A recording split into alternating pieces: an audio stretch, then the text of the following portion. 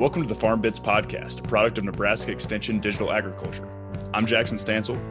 And I'm Samantha Teaton, and we come to you each week to discuss the trends, the realities, and the value of digital agriculture. Through interviews and panels with experts, producers, and innovators from all sectors of digital technology, we hope that you step away from each episode with new practical knowledge of digital agriculture technology.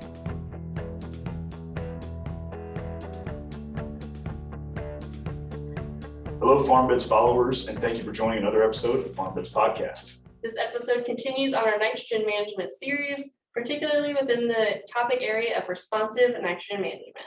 Our guest for this episode is Dr. Josh McGrath, who is an associate extension professor in soil management at the University of Kentucky.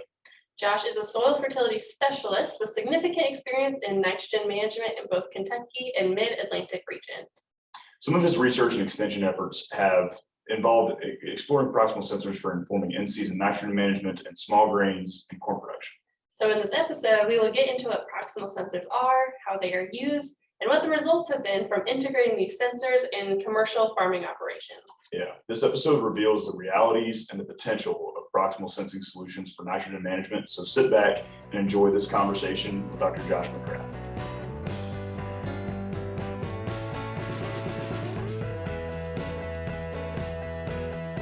My name is Josh McGrath, and I'm the soil management specialist here at the University of Kentucky in Lexington, and we have a soil management specialist also out in Western Kentucky at our AREC out there. So I've been here since 2014. Before that, from 2006 through 2014, I was at University of Maryland, and same thing, associate professor. There, my title was soil fertility and nutrient management specialist. So my focus has always been on nutrients. When I was at Maryland, a lot of my job had to do with Chesapeake Bay and water quality. And as I transitioned to Kentucky, I focused more on precision ag for the most part. I still keep involved with some of the water quality issues surrounding fertilizer and manure management, but it's not the center of what I do. And at Maryland, I was very much involved in Chesapeake Bay policy, and I'd say at least half my research, or not more, was actually measuring edge of field nutrient losses in runoff or leachate. So actual environmental research versus all agronomic now. And how I got there, I guess I took a non-traditional path. I'm from Delaware, grew up in Delaware, but I went to Johns Hopkins, which is not an ag school. And my undergraduate was half in the engineering department and half in earth and planetary sciences department. So geology, earth sciences, things like the nature of solid planets, like planet formation, that sort of stuff. And engineering and some environmental engineering. So pretty diverse. And while I was at Hopkins, I went on a farm tour actually of Remington farms. So DuPont at the time owned Remington, and there was this farm that DuPont owned, and they called it Remington Farms, and they used it for hunting. They would bring large clients that bought, a lot of DuPont product, nylon or something, herbicide or whatever out there, and they did duck hunting and deer hunting. And it was all wildlife people that worked on that farm. Anyway, I took a farm tour and I left my resume there, and I got out of college and did a bunch of different things, and I ended up working at an environmental consulting firm, and I got a phone call from the farm manager, and they were looking for someone to work on research plots they had, collect that. So they had this big research study that they just started, the sustainable ag, like different cropping systems, looking at runoff and leachate and herbicide and nutrients and everything. And they just needed someone to do farm work and to ride around and collect water samples out of the automated samplers and stuff like that. And I really like hunting. And so part of the deal was I'd get to hunt there. So I quit the job at the consulting firm and went to work basically mowing grass and driving a tractor. And after I'd been there a little bit, my boss asked me if I wanted to go to grad school. And so DuPont sent me to grad school at the University of Delaware. And I didn't do a master's degree, but I did 5 years and got a PhD in plant and soil sciences, looking at poultry manure and poultry diets, modifying diets to reduce the amount of phosphorus in poultry manure and seeing what happens in the field when you apply that. So I went from, had no intention of going into agriculture. I as far as a job, and trying to get away from that. And then kind of full circle came back to my roots and got a PhD at the University of Delaware. And then I went down to Virginia Tech and again tried to get away from agriculture. And I did a postdoc looking at a model to predict reforestation potential of strip coal mines, old coal mines that have been reclaimed, and using Landsat imagery to predict whether or not you could reforest them and how much carbon you would sequester and how much timber you could produce. Did that for 2 years and then got the job at the University of Maryland as soil fertility. So came back again to soil fertility and my roots. So kind of one of these paths that I wandered around and did some different things, but all along through that, I guess I had a real interest in, even though I'm a soil scientist, in engineering, since my undergraduate had a lot of engineering coursework, a lot of environmental coursework. So I've always had this interest in fate and transport of nutrients, but then I had this personal interest in farming. And so that all threaded together to kind of where I'm at now, where most of my work is precision nutrient management. So long answer to a short question. No, that's really cool. I mean, I resonate a lot with that myself, and it's a good story. I mean, I went to Harvard for undergrad, and so it's like non-traditional ag school. So very, very similar situation, did environmental engineering, and now I'm here as an ag engineer. So I listen to that, it's like, wow, it's seems like a very similar path. So Right. I'd love to hear a little bit more about your experience working with nutrient management in the Chesapeake Bay region. I mean, that's one of these areas that we talk about a lot out here as one of the first areas in the country to really institute very strict regulations on nutrients and kind of some of the challenges that's put in place for farmers. So could you just tell us a little bit more about that experience? Yeah. So it was really interesting. It was a great place to start my career, and I really appreciate my time that I spent there because I learned a lot. I'd say so. One of the first things is from my job perspective at the University of Maryland, any recommendations. So, most universities have nitrogen and phosphorus recommendations. If your soil test is this, apply this much phosphorus. Well, at Maryland, if you make an extension recommendation for nutrients, it becomes law. Farmers are not allowed to exceed the university recommendations.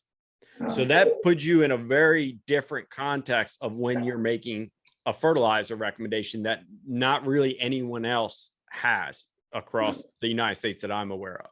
Where that is, and the other part of that is there's other places, and there's cost share programs that say you can't exceed university recommendations and some things like that. But Maryland specifically is very different because they actually enforce those rules.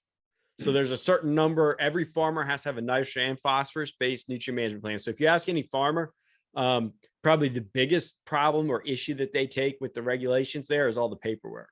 I mean, because they have to, we should be doing this anyway. Having a plan is just smart because, knowing what you're going to apply on a field and putting that on paper so you can look at it and say, this is what I'm going to apply this year on that field is smart, right? But there it's regulatory. And so, of course, whenever it's regulatory, the paperwork's a little different than just, it's not like you have a sticky note that says field 403B, I'm going to put 200 pounds on. It's, you've got to have your paperwork in order because they randomly select farmers to go check their paperwork so you can be inspected. And so it's enforced. And my experience is that all the farmers are pretty much following farming's interesting because you look at it, it would be easy enough to get away, at least on the phosphorus management standpoint. And, you could cut corners. If you pull a deeper soil sample, your soil test would be lower. And so you could apply more phosphorus. Like if you really didn't like the university recommendation, just pull a 10-inch sample instead of an 8-inch sample, right? And then you would get a lower number. You could cheat the system. But my experience, and I think some of the data that we have indicates that they're all following the rules. They'll complain about it, but they're following the rules. So that's the first thing is the amount of paperwork, but also the amount of education, because to apply nitrogen or phosphorus, you have to have what amounts to a license. So everyone who's farming has to have so many continuing education credits every single year to be able to apply fertilizer. So you can have someone apply the fertilizer for you, so commercial, co-op, whatever, and then they have to be licensed. But almost all the farmers, of course, are applying some level of fertility on their own with their own equipment, and so they have to have so many hours of training every year. So in my opinion, that was the biggest advantage of the regulations. If I were to look back at the regulations and say what's the good and what's the bad, the level of education, now it was forced on many people, did not go willingly. Right. But that's the benefit. And I guess I say that as an educator, that if there's the one thing that did the most to improve Chesapeake Bay water quality, it was the mandate, because I've worked with and talked to farmers all over the country, and it's a bell curve. There's really bad farmers and there's really great farmers, and then there's everyone in between, right? There's a distribution of farmers, but the farmers there, because of the amount of education that they're mandated to have, which I think they wouldn't give up if the law disappeared tomorrow. I think they'd still participate in those programs stuff. The attendance is way better at extension programs, and the level of knowledge about nitrogen and phosphorus is way higher. They're out there on the right side of that bell curve when it comes to knowledge of farmers nationwide about NMP because of that rule. And I think that education component was the most important part of the rule from a water quality standpoint. Sure. That's really interesting. So that's interesting, some of the challenges with the regulations, but can you talk about just some of the challenges with nitrogen management in that region? So what types of things did you guys have to think about when making those regulations to fit this group of farmers? Yeah. So it's interesting because Maryland is very diverse, and part of the state's not even in the Chesapeake Bay watershed. The western two counties out in the Appalachian Mountains, they're mountainous, very little row crop, and outside the Chesapeake Bay watershed. And then you go east, and then you're on the western shore of the Chesapeake Bay around Annapolis, DC, Baltimore, and you get into that western shore coastal plain. And so those are historically eroded soils in southern Maryland. They're coastal plain, but with rolling topography, somewhat depleted soils because of historic, and when we say historic, like, 200 years of tobacco production. And then you keep traveling east across the bay, and you're on the Delmarva Peninsula. And so that's all of Delaware, where I grew up, the eastern counties of Maryland and 2 counties of Virginia. And so you get further south on that coastal plain, and it's just beach sand, and it's flat. We had a field site we were measuring runoff at, a ditch that we had surveyed, and there was like 1 inch of drop in 2 miles. Wow. I mean, it's flat. It's like a pool table, right? I mean, it's flat, and you're like 3 feet above sea level. So you get saltwater tidal flow back up into some of those ditches, and so it's an interesting place to farm. So first of all, you got diversity, and that diversity leads to very different perceptions of the farmers. And this is an important part when we talk about doing precision ag and variable rate. Where I grew up on the Delmarva, everybody had been split applying nitrogen on corn, some up in starter, 2x2 liquid fertilizer, or broadcast nitrogen up front, maybe 50 to 100 pounds up front. And then you're coming in with another 100 pounds, just drag hoses on a big 100-foot boom sprayer, high clearance sprayer, drag hose, just dribbling UAN down the center of the row at that V4 to V6 kind of up to V10 stage.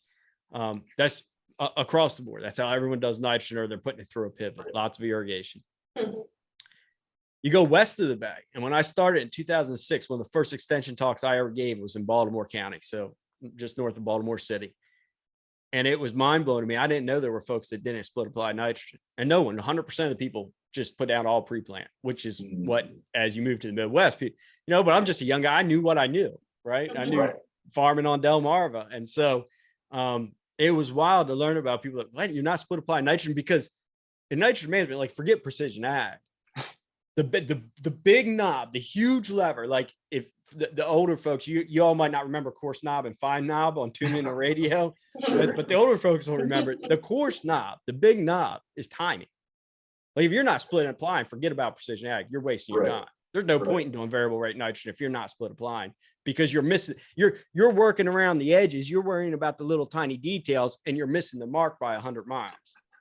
So forget about everything, split apply, and then worry about getting into precision ag with nitrogen. And so this was a real eye opener for me. And then another similar experience, I forget what year it was, but real early in my career, I got asked to talk at National No-Till Conference, big meeting. And interestingly enough, they asked me to come talk about tillage, about what it is good. So I was unpopular to begin with because there's some true believers in no-till at that meeting, you know. I mean, I thought I was gonna have to make a run for it across the parking lot at one point, but because I was telling them about like incorporating poultry manure and how you get better use of the nitrogen, reduce phosphorus runoff and some things like that.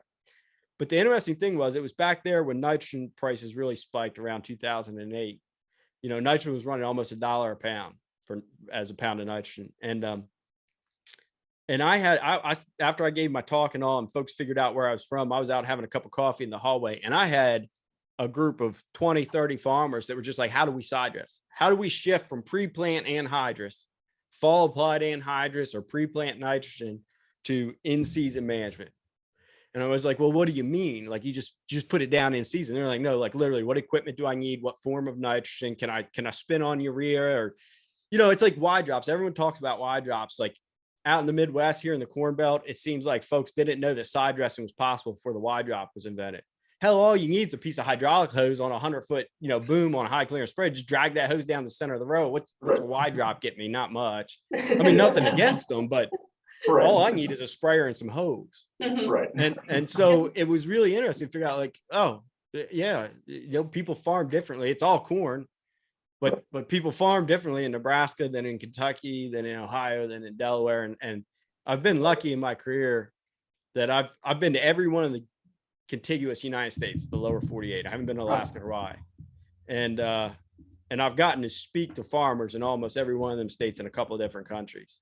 And yeah, we're all growing corn and we all have the same tools at our disposal, but how we combine those tools is very different. And it affects how we think about what's possible. Sure. If that makes sense. Yeah. So from a nitrogen management standpoint, you're starting out like on the Delmarva Peninsula, everyone's split applying and it's super linky. It's like trying to hold nitrogen in a sieve or a colander. Right. Like it's just running out the bottom of those deep sands. Mhm.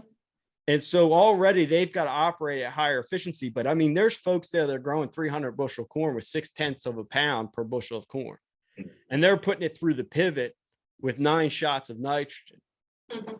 Yeah. And I don't even know how to do research in that system, right? Like I don't have the ability to go onto their farm and put out treatments through that pivot.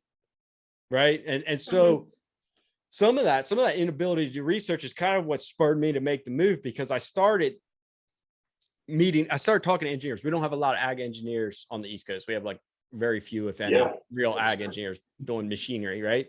And so I met Joe Luck, right. Yep. Because he was still a grad student at Kentucky, because I started hosting a machinery field day. And I mean, we were getting tremendous. We had people from New York to North Carolina coming to this Maryland extension, just one day field day thing, because on the East Coast, there weren't engineers and people were hungry for this knowledge. And we said, look, no, none of us are going to talk. We're just going to have some engineers show up, you know, have them all give a talk about machinery and what's going on in precision ag. And then in exchange, you know, I'm going to take them fishing and beer drinking the next day. and so we had Joe come out and, you know, John Fulton, from Ohio and Matt Darr and, you know, all kinds of people come in. Bobby Grisso came from Virginia Tech. So he was the only one from back East. Mike Bushermall, Randy Taylor, a bunch of people. And it became a very popular event, you know, but people were kind of hungry to kind of figure out what was available in the precision space for management. But again, everyone's coming at it from a different starting point. So that's the big challenge, is like, where are you starting at in your nitrogen management? And so already in Maryland, you've got farmers who are applying the recommendation is yield goal, realistic yield goal based on demonstrated measured yields. So first of all, everyone's got a yield monitor. When I moved to Kentucky, it's rare for me to find a farmer that's using a yield monitor, like actually calibrating and using it, right? It's a different starting point. So they all have to have records, hard copy records of what their actual yields are. And then they can go 1 pound per bushel of expected yield if they're split applying. If you're going all up front, I mean, our recommendations are agronomic, not environmental per se. So we account for loss and inefficiency from going up front. So if you go up front, you can go up to 1.2 times that yield goal. If you have soybeans ahead of it, you give a credit. So you drop the rate down some. You know, there's all kinds of modifications. So it's very mechanistic recommendation system. And very similar to Nebraska, right? And the nitrogen systems in Nebraska are very mechanistic that University of Nebraska has. So so we've got this mechanistic system. And so we were already at a starting point where now we can start talking about precision ag, because precision ag, in my opinion, needs to be very mechanistic. And that's where the agronomists and soil scientists like myself haven't necessarily done a good job. A lot of the precision ag was designed by the engineers, and no offense to the engineers, but like they basically made these tools that were capable of varying the rate. But I don't think we have good science behind how we're varying the rate in most cases. Yes. Yep. I think you couldn't have, I don't know, it's like preaching to the choir when you said that, because that's We kind of what discuss we're that running all the into a lot time. here. Yep. And so, we talk about, we're kind of starting to shift this discussion into the precision ag space. And we talked about how, people that are out on the Delmarva are already split applying nitrogen to kind of take care of some of that efficiency. But with some of these challenges to try to get to that, 0.6 NUE that we talked about, 6 out of 10, you have to kind of take that next step, whether that's not application through the pivot or whether that's going to a precision ag sort of application where you vary the rate across the field. And so what are some of the tools, the precision ag tools that farmers are employing in that particular part of the country, and even in Kentucky right now, to kind of meet some of these challenges head on with nitrogen management? Yeah, so I mean, I think most of the nitrogen management, it's funny, and I'm gonna kind of start talking about both nitrogen and phosphorus as a means of kind of comparison. So when we look at some of the survey work, every year Crop Life does like a survey with Purdue and about precision ag and stuff, and somewhere between 40 to 60% of the phosphorus applied to row crops in North America is applied variable rate. And probably most of that, if I were guessing, is based on some sort of grid sample. And they're just taking our recommendations that existed before, or whoever's recommendations, and they're basically saying, okay, we were applying this phosphorus rate to this range of soil tests, and now we have this gridded out, interpolated soil map from this grid soil sample. Now let's set aside whether or not that's right. That interpolation is right. Let's assume let's say that you did a grid sample. You took a sample every 60 feet, a tenth of an acre. So 10th acre grid sample. So we know it's right. And then I apply that university or private consultants lookup table to that grid sample, basically. Mm-hmm. And so we've been researching this now for 6 years here in Kentucky, and we found out that that's absolutely wrong.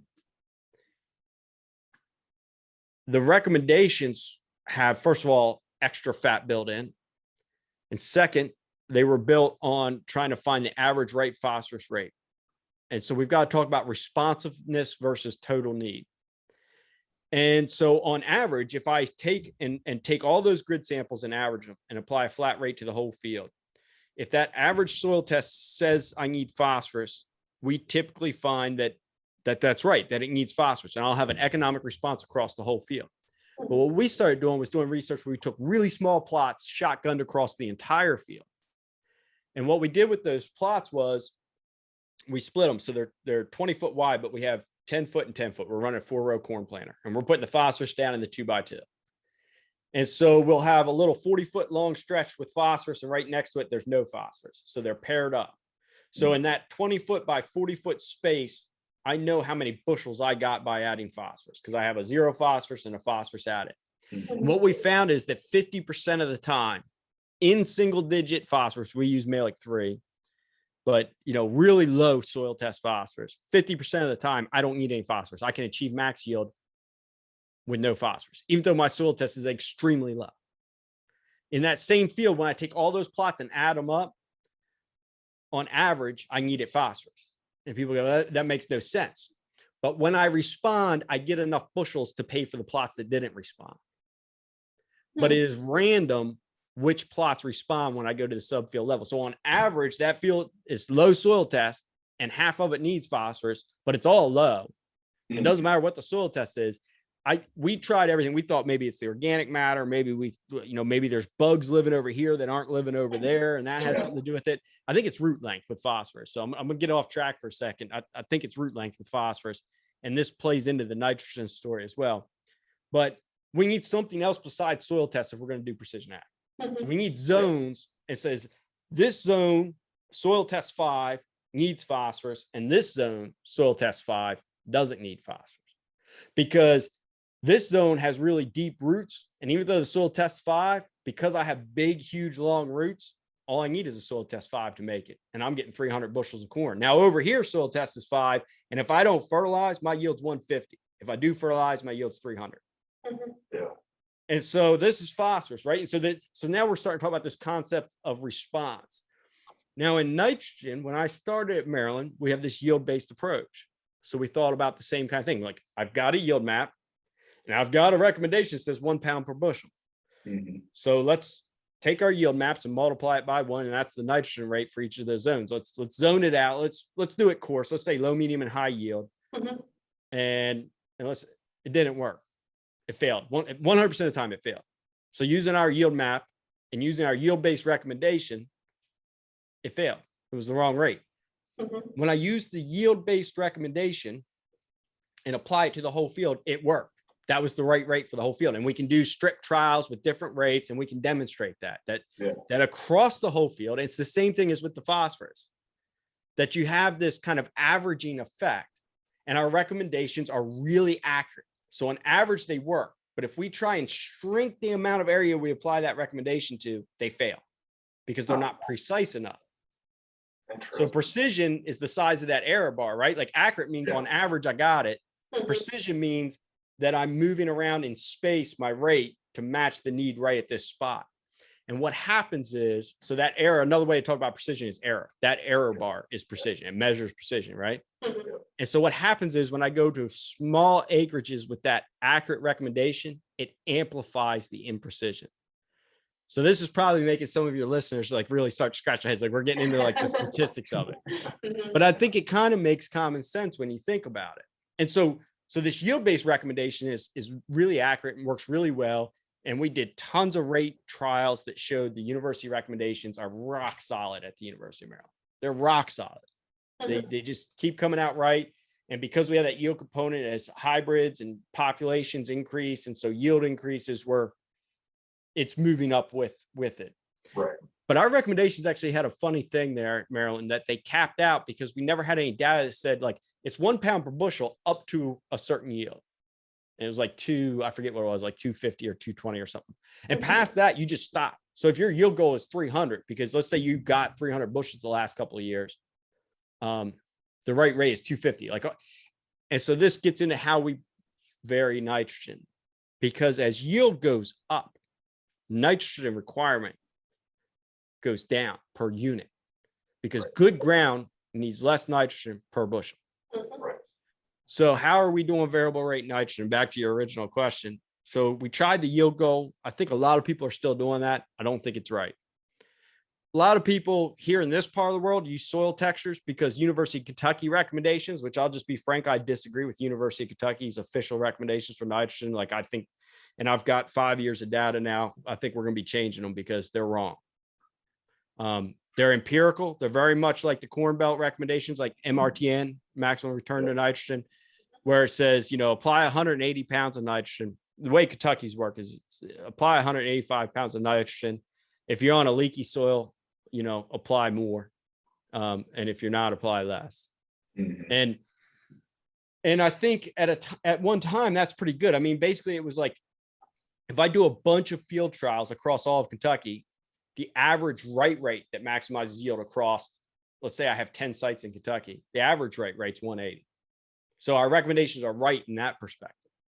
But I've got a range of yields from 320 bushel field average to 130 field average in my nitrogen data.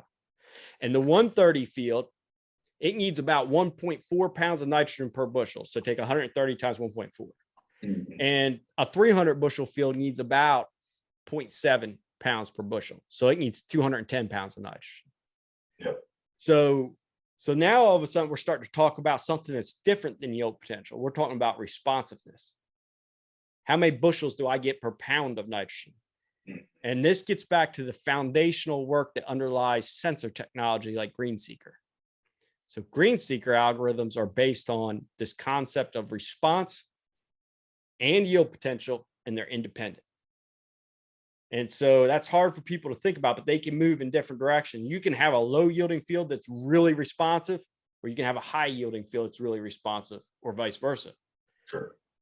And so the green seeker equation we used in Maryland was developed at Virginia Tech by Wade Thomason and Steve Phillips. And so we had people doing the yield-based method. We had people that were using a little bit different coefficient based on soil texture, thinking, okay, finer texture soils probably hold nitrogen better than coarse texture soils and some things like that, which was true, but that wasn't working out. But then we adopted Virginia Tech's algorithm and we tested it. And so that algorithm is a traditional Oklahoma state model.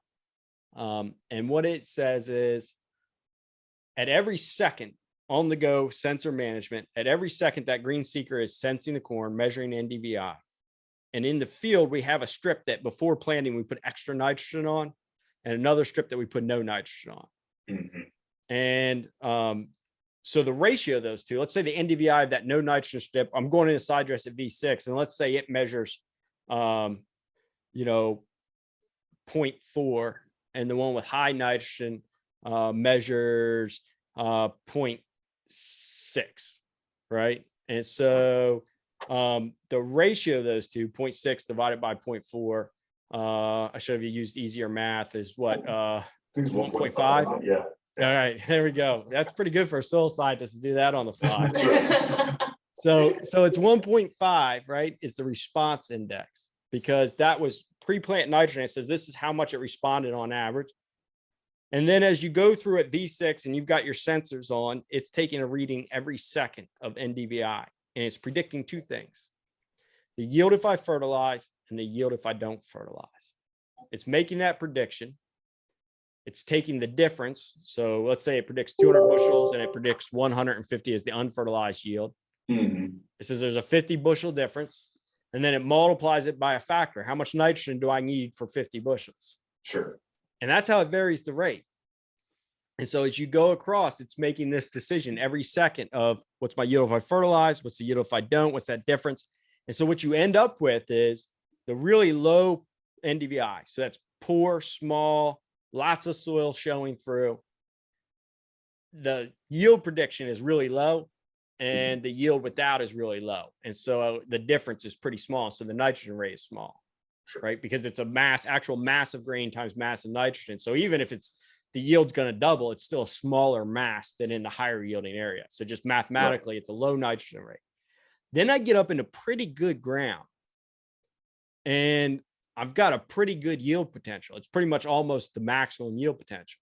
Mm-hmm. There, that 50% responsiveness, now I'm talking about 200 bushels versus 100 bushels instead of 70 bushels versus 35 bushels, right? So now all of a sudden I've got a bigger number to multiply times my nitrogen factor, and my nitrogen rate is going to be really high in this good ground that's just below the maximum. And then in the maximum, we say, well, yield plateaus. At some point, I can't get past this maximum yield. And for this field, maybe it's 350, maybe it's 400.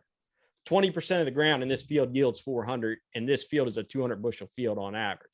And so I put in that max cap number. So now my yield predicted with nitrogen caps out at that, whatever I say is the maximum realistic yield.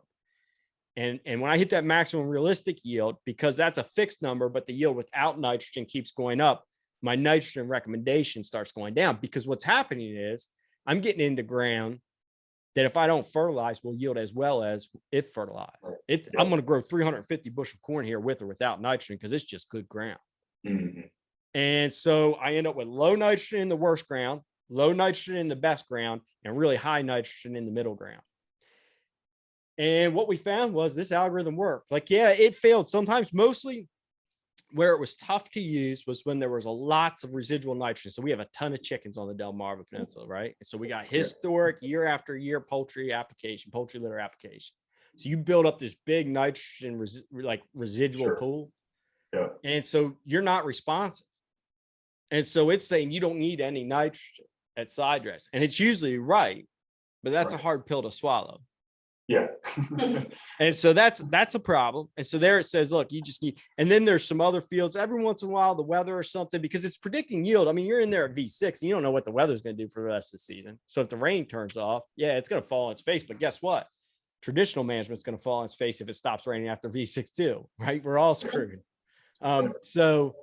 it worked really well. And so on average, Virginia Tech reported that they expected a 20% reduction in nitrogen use and same yield, statistically the same yield in corn. And what we found was about a 25% on average across our field sites reduction in nitrogen use and the same yield.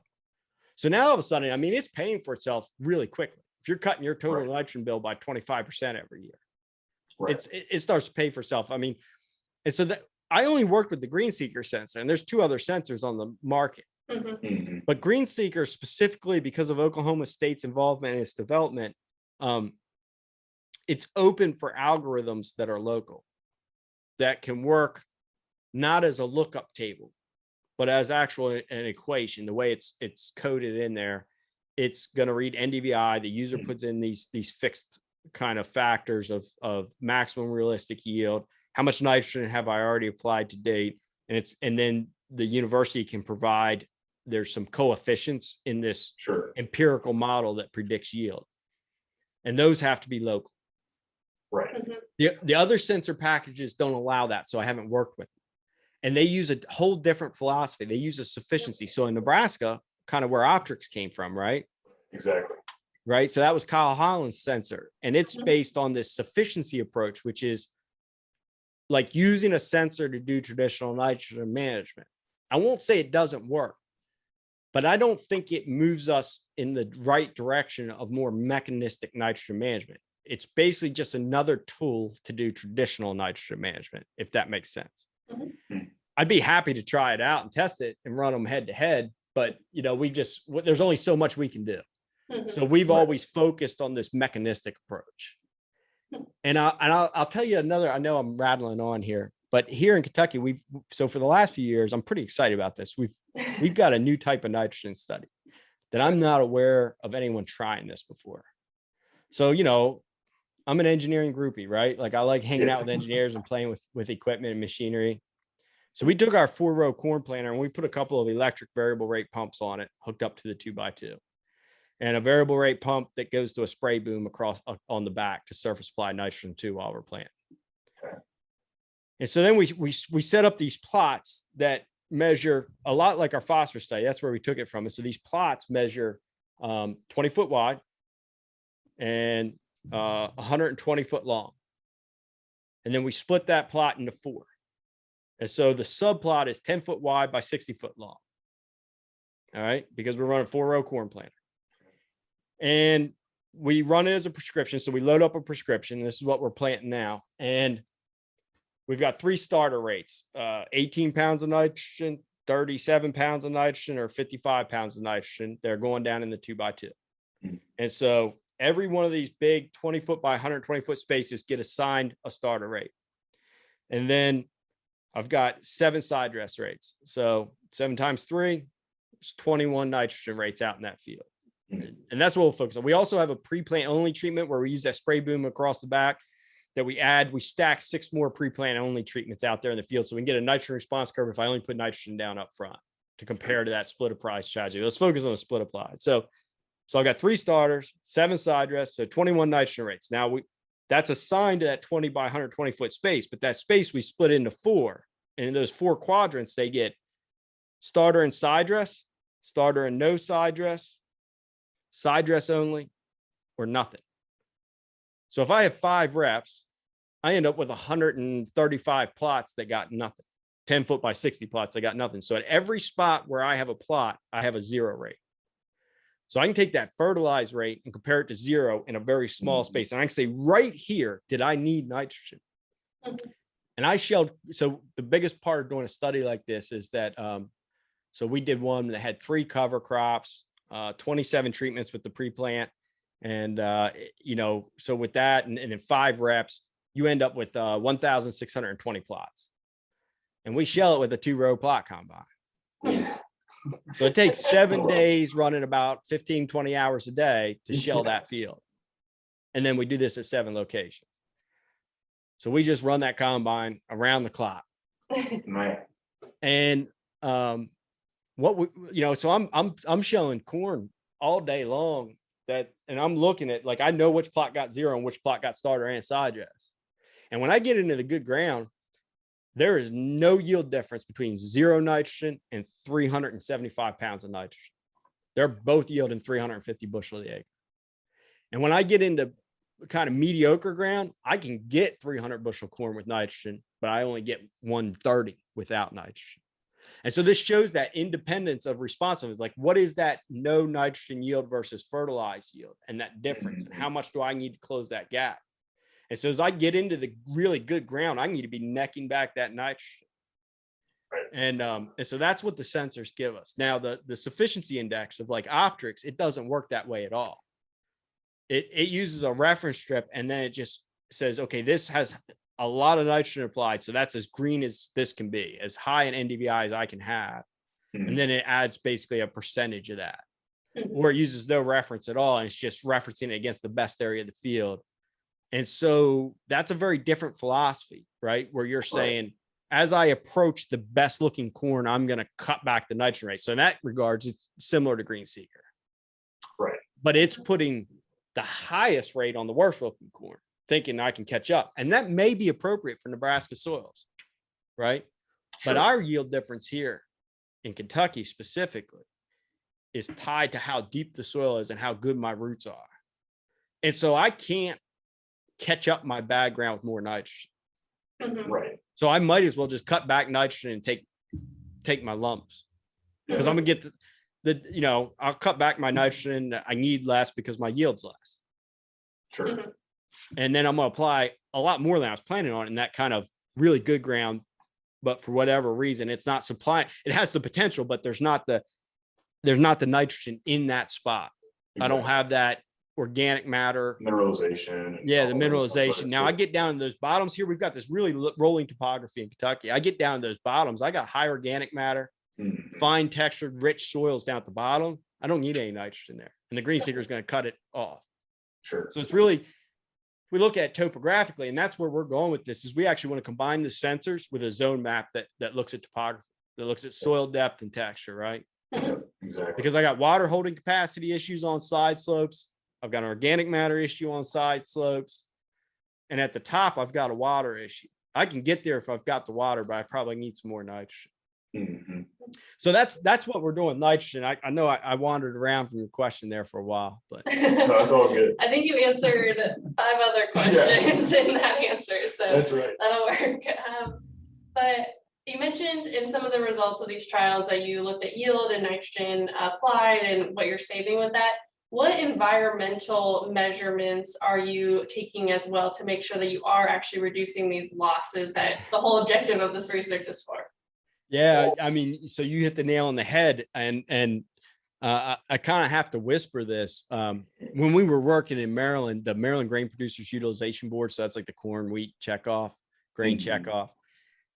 They were our biggest supporters. So they really invested heavily in all this research. And now here in Kentucky, the Corn Board, Kentucky Corn Growers Association, the Illinois fertilizer checkoff.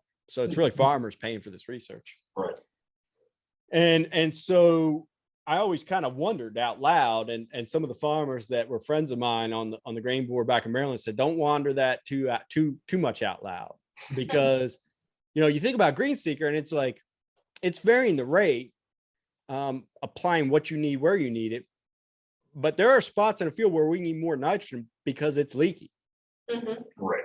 And loss may be proportional to rate apply. I don't know. Right. And so most of my transport work was all in phosphorus. I've done some nitrogen leaching and some stuff in my career, but most of my work was in phosphorus transport.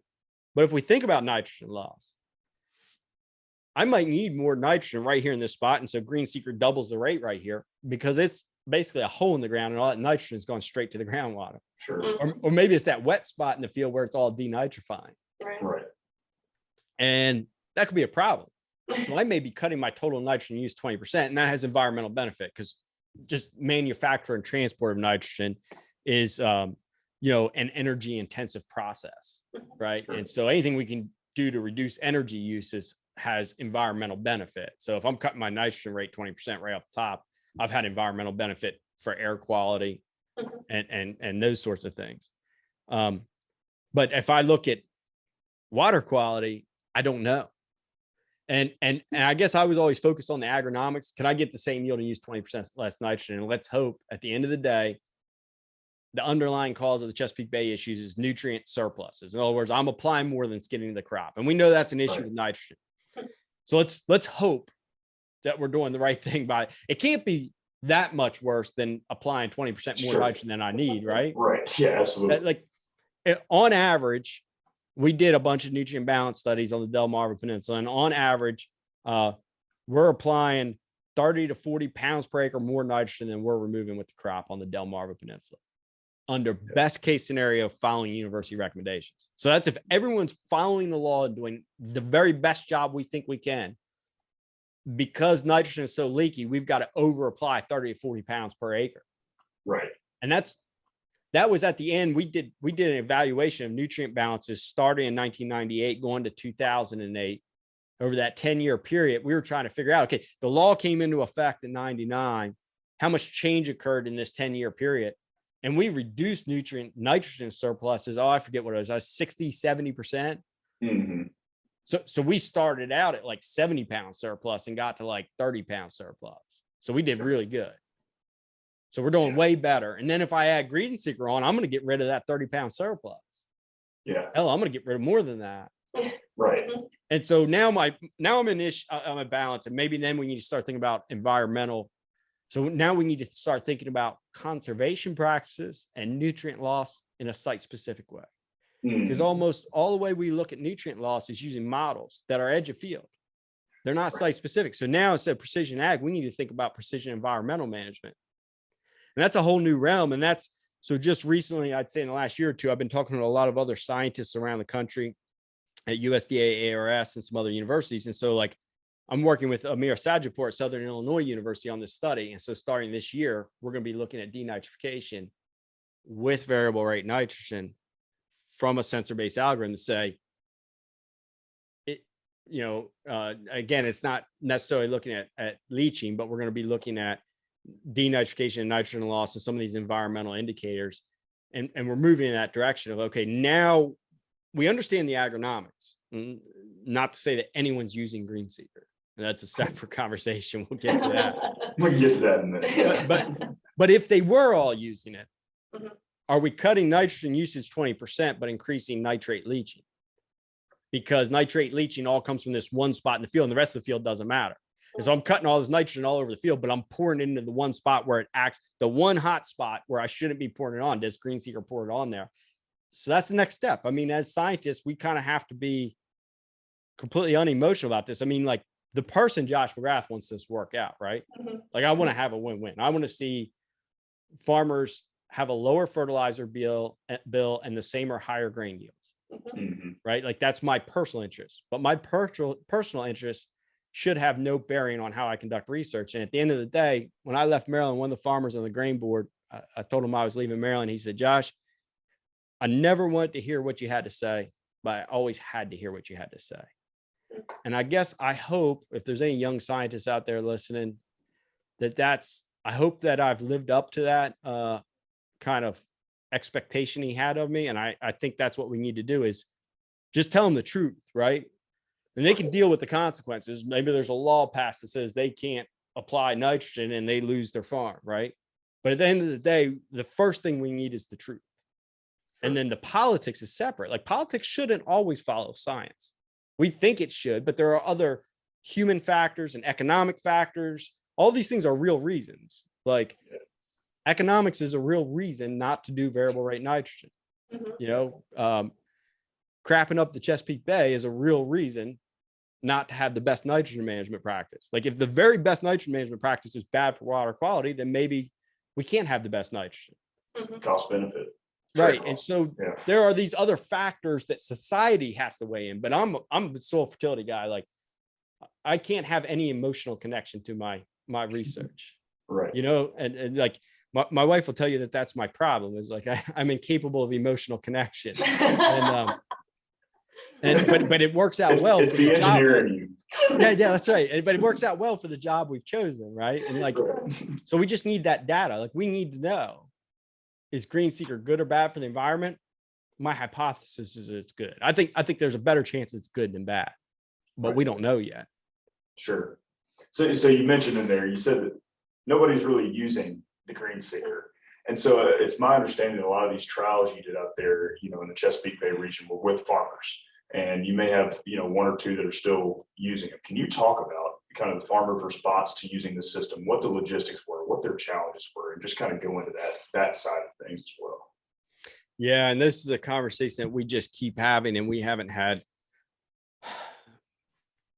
We need someone besides engineers and soil scientists in this discussion, and I think it's we need that psychiatrist or psychologist or social scientist to understand human behavior, right? Mhm.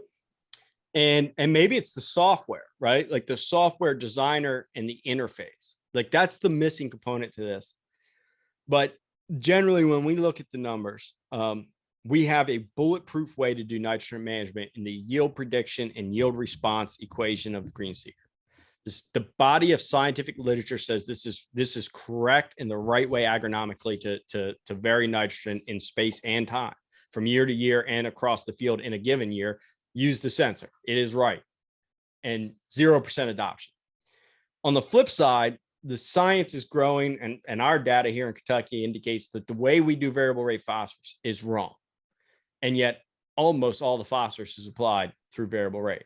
Mhm. Now, there's reasons for that because we don't suffer yield loss, and it does typically reduce rate. And I don't have time to get into why, but it's basically an accident of the math. And so you kind of get away with varying phosphorus. Doesn't hurt you. It's not right. Right. So that's kind of a weird thing to say, but it's true. And so I don't have a problem with someone doing variable rate phosphorus. Like they're probably saving some money, but it's not like they're applying the right rate in the right place. Sure. And so, but with nitrogen, we know how to do it. No one's doing it. In Maryland, as I was leaving, and part of this, I think, not that I'm the end all be all, but you kind of got to have someone driving these things. And we were driving it at the university, and no one has kind of really filled in with that since we left. But we had a program with a couple of different nonprofits, and the one thing I can say is the policy is pretty onerous in Maryland on farmers and in the Chesapeake Bay region as a whole, but specifically in Maryland. But in Maryland, they were willing to pay. Like they pay a lot for cover crops. As a result, 80% of all acres have cover crops. Wow. You can make more off of so everyone has a wheat cover crop. So you're allowed to pay. That's the other interesting thing. So folks choose wheat over rye and get paid a whole lot more to plant rye, but they'd rather have a wheat cover crop. So they'll take a lower payment. But that payment is going to cover the cost of putting that in. And so they do it. So we have 80% acreage coverage, or better probably at this point, but it was 80% of all the row crop acres has got a cover crop every winter. Yeah. I'd be surprised if it's 1% anywhere else in the United States. I'd be shocked if you told me that 5% of Nebraska had a cover crop in the winter. And we can argue about cover crops. I mean, cover crops increase your nitrogen requirement and some things like that. Sure. We found, but generally it's good to protect that soil in the winter. Right. So they're willing to pay. So there was cost share programs that bought a bunch of green seekers and paid for some third-party support. And part of this comes back to the university recommendations, right? Because I work with green seeker, I can recommend from the university perspective that this is the correct approach. Now you could use any sensor packages as long as, so you would have to calculate how much nitrogen you would use on that field using university recommendations, and you wouldn't be allowed to exceed that. Except for if you were working with me on green seeker, because I could give you a research exemption. So if the green seeker says on average you need more nitrogen in the university, you would be allowed to do that. And so so variable rate doesn't fit with the law, right? Like, because the law is like very rigid, 1 pound per bushel of expected yield. The yield is a field border issue. Yeah. So anyway, there was a bunch of farmers that got green seekers through some of these cost share and grant programs. And I don't have a good handle on all of them of what happened to them. I know some of the farmers that still use them because they still call me every year and send me all their data, and I look at it for them. They're still putting in field length flat rate strips to compare to that green seeker, which is smart, right? Like, because it's still a new technology and you still kind of need to dial in some of your settings. Right. And when they send that to me, it's still looking good. It's still working out. But my understanding is that almost all of those green seeker systems have been pulled off the rigs and put on the shelf in the shop since they don't have the support. So I don't normally talk about companies, but there's no way to talk about this without talking about companies. And there has been no support of this technology. Now, there might be product support from an equipment standpoint, but this technology, like, I don't care whether you use a Holland Scientific sensor, a Topcon sensor, a sensor mounted on a drone, or a green seeker. Right. The equation is the equation. I'm taking NDVI and I'm predicting yield with and without nitrogen. That algorithm is universal if I have comparable NDVIs. And so it's an agronomic support that's necessary. And if we look at agronomists outside of an independent agronomic consultant who's selling nothing except for advice, which is rare, particularly on the East Coast, there's no way to price in green seeker, right? Because that farmer, if he's buying fertilizer from you, expects a rate recommendation as part of the package.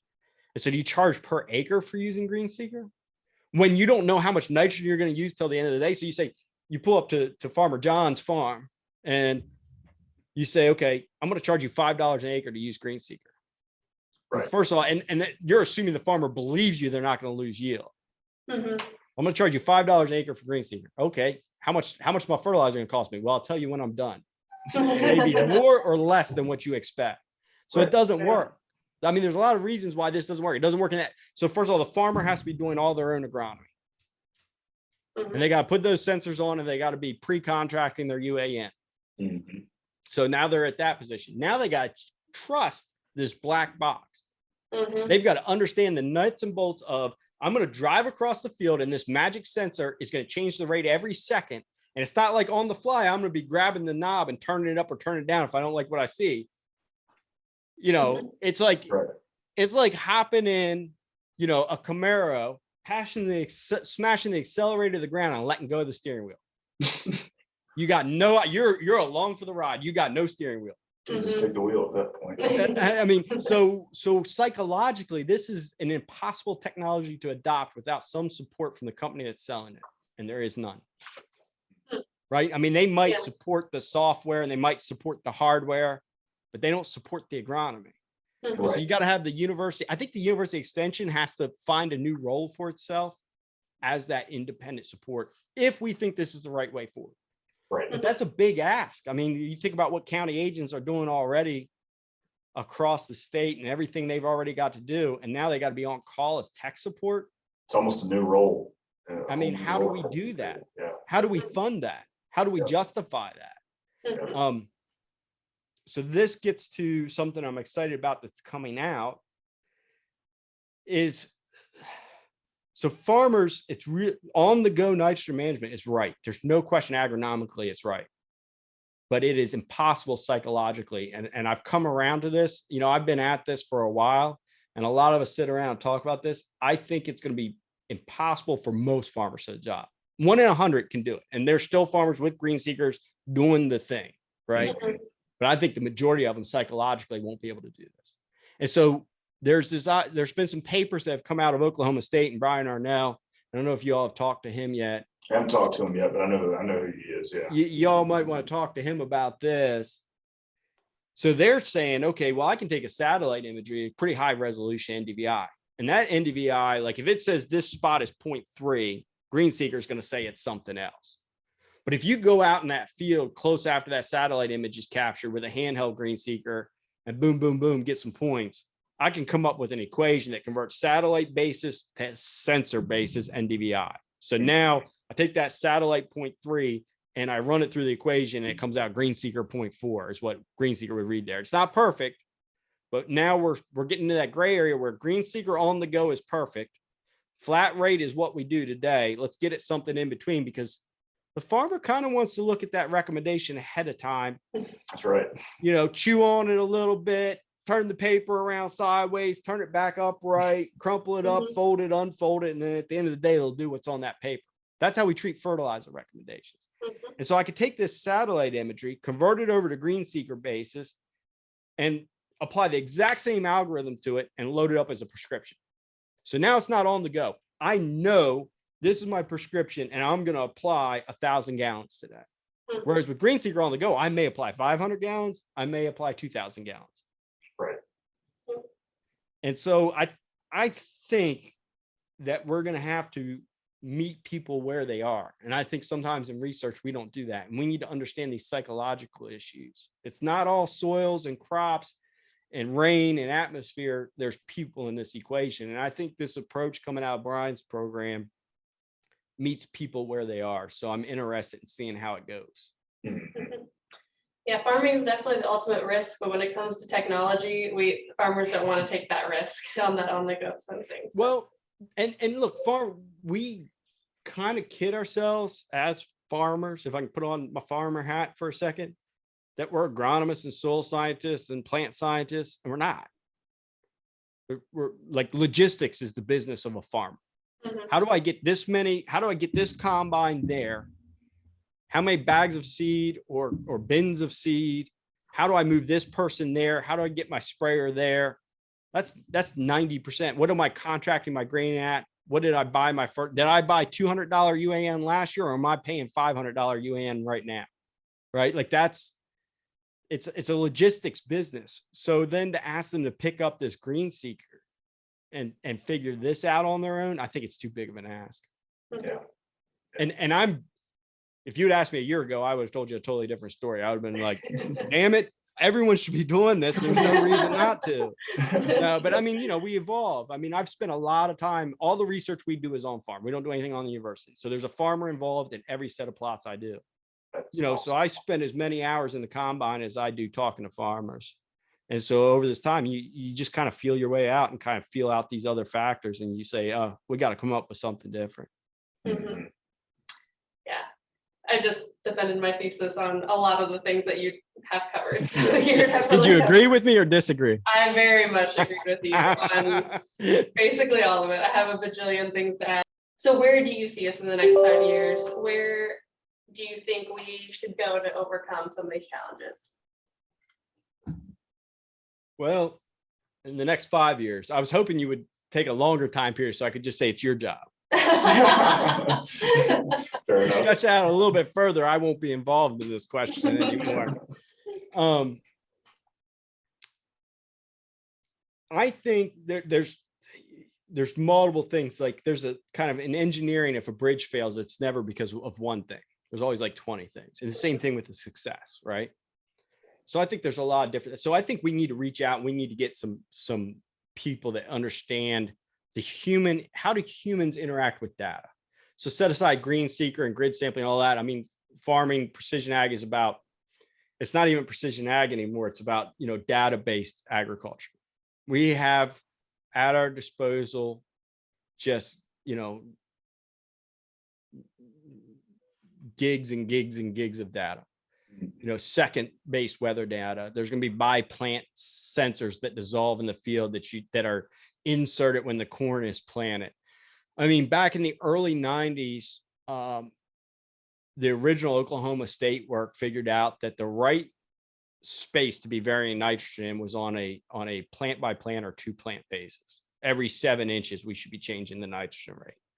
And from a machinery standpoint, that's actually really easy to get to. Like if we think about processing power, data storage, and machine control, we could probably do that today if it wasn't a factor of cost. The only thing left is for the price of those things to come down. And we could be putting flocks of robots out that, have micro pumps that are shooting nitrogen at every plant. This is easy. It's the agronomy. And it's how the people intersect with that data. And so I think we've got to start training scientists that are experts on how humans interact with data, interpret data, and use data. And that's different than anything I've ever faced in my career. I mean, there's whole disciplines that are about how we internalize data in our heads and how we plug into that data, and sci-fi movies like The Matrix got into this, like how do we interact with that data? And so I think we're on the precipice of that. I think that's where things are moving is data-based farming and understanding how people interact with the information and designing tools that facilitate that interaction. So can you design, all right, we get a halfway, satellite-based prescription map versus reactive approach to get people's toes into green seeker, right? Yeah.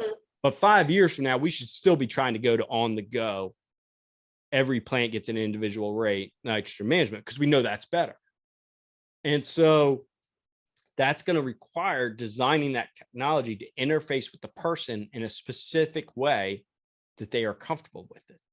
Right. And I don't know what that is. And I will never know. I'm not smart enough to figure that out, but we need to get some smarter people involved in this, like you all, to figure that out. I mean, and so I think that that's where we're going to go is that the interaction with the data is going to become very important. Absolutely. Yeah, it's a totally different challenge. It's basically the first generation, right, that's ever had to deal with this fact that we have so much information all the time. What do you do with it? How do you make sense of it? And how does that challenge your preconceived notions? So I don't know, it is going to be a big challenge. And I think it's going to require, as you mentioned, an intersection of engineering and agronomy and the social sciences, because that's really where it sits, is kind of in that nexus. So I guess, Josh, to kind of finish this up, what is one piece of advice? I mean, we've been talking about nitrogen management. We've talked about phosphorus. We've talked about all these different concepts that I think people probably don't think about at such a detailed level, right? We've talked about these sensors that nobody necessarily is adopting right now. Right? What is your piece of advice for somebody who's wanting to improve their precision nitrogen management? Yeah. So I think at the end of the day, where this whole conversation has taken me is the sensors attempted to look at the mechanisms of nitrogen requirement. So if we go backwards in time, in 1965, George Stanford was working in Beltsville in Maryland at the ARS, and he came up with Stanford's equation, right? And that's the basis of how GreenSeeker works. And it basically said there are mechanisms to nitrogen requirement, like how much yield, how much loss, and how much nitrogen per bushel of grain, but the total requirement to make the plant and the grain. And we can figure these things out. It's hard to predict on a day-to-day basis, mostly that loss and the yield potential because of weather. But he said, and so that paper, no one ever talks about what I think is the most important part of that paper in 1965. At that time, you either have mechanistic models or you have empirical models. At that time, everything was empirical, which is what MRTN is. I'm going to go to 100 fields this year. I'm going to put out 20 nitrogen rates, and one is going to optimize yield. And then I'm going to take that average across all those fields, and that average is 180 pounds of nitrogen per acre. So on average in the state of Kentucky, I need 180 pounds of nitrogen. That is an empirical recommendation. And Stanford said, we will never advance the precision of our nitrogen recommendation unless we start looking at the mechanisms of requirement. And now we can split out yield into different things. I mean, you can start making that equation really complicated.